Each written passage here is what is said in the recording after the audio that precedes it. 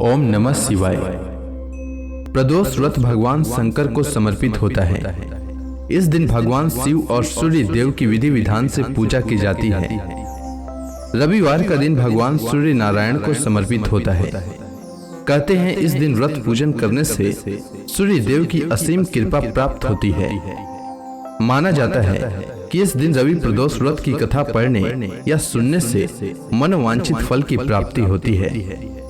तो आइए सुनते हैं रवि प्रदोष व्रत कथा। प्राचीन समय की बात है। सर्व प्राणियों के हितार्थ परम पावन भागीरथी के तट पर ऋषियों द्वारा विशाल आयोजन किया गया। इस सभा में व्यास जी के परम शिष्य पुराण वेता सूत जी महाराज हरि कीर्तन करते हुए पधारे।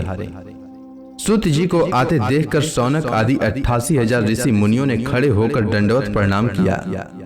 महाज्ञानी सूत जी ने भक्ति भाव से ऋषियों को हृदय से लगाया तथा आशीर्वाद दिया।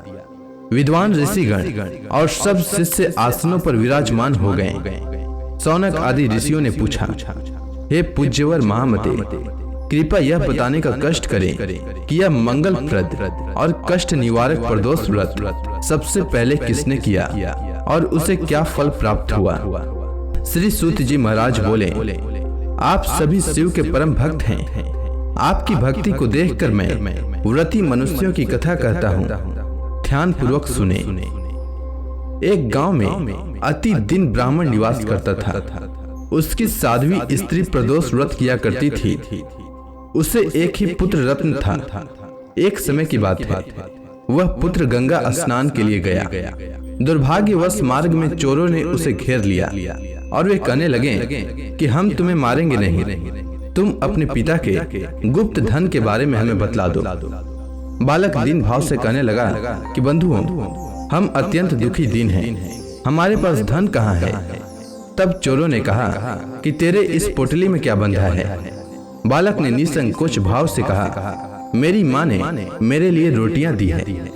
यह सुनकर चोरों ने अपने साथियों से कहा कि साथियों, यह बहुत ही दीन दुखी मनुष्य है, अतः हम किसी और को लूटेंगे। इतना कहकर चोरों ने उस बालक को जाने दिया। बालक वहां से चलते हुए एक नगर में पहुंचा। नगर के पास एक बरगद का पेड़ था। वह बालक उसी बरगद के वृक्ष की छाया में सो गया। उसी समय उस नगर के सिपाही चोरों को खोजते हुए उस बरगद के वृक्ष के पास पहुंचे और बालक को चोर समझकर बंदी बनाकर राजा के पास ले गए। राजा ने उसे कारावास में बंद करने का आदेश दे दिया। ब्राह्मणी का लड़का जब घर नहीं लौटा तब उसे अपने पुत्र की बड़ी चिंता हुई। अगले दिन प्रदोष व्रत था। ब्राह्मणी ने प्रदोष व्रत किया और भगवान शंकर से मन ही मन अपने पुत्र की कुशलता की प्रार्थना करने लगी।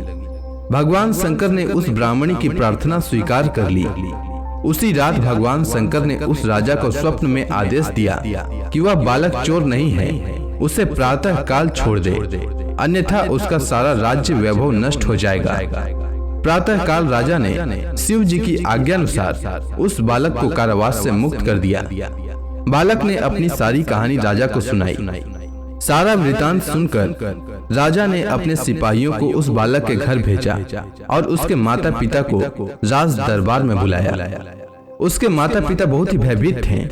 राजा ने उन्हें भयभीत देखकर कहा कि आप भयभीत न हो, आपका बालक निर्दोष है। राजा ने ब्राह्मण को 5 गांव दान में दिए, जिससे कि वे सुखपूर्वक अपना जीवन व्यतीत कर सकें। भगवान शिव की कृपा से ब्राह्मण परिवार आनंद से रहने लगा। इसीलिए मनुष्यों को प्रदोष व्रत अवश्य करना चाहिए और साथ ही भगवान शिव की विधि विधान से पूजा करनी चाहिए। इससे व्यक्ति का जीवन सुखमय हो जाता है। उम्मीद है आपको रवि प्रदोष व्रत की कथा अच्छी लगी होगी। अगर आपको यह कथा अच्छी लगी हो तो कमेंट सेक्शन में ओम नमः शिवाय लिखना न भूलें।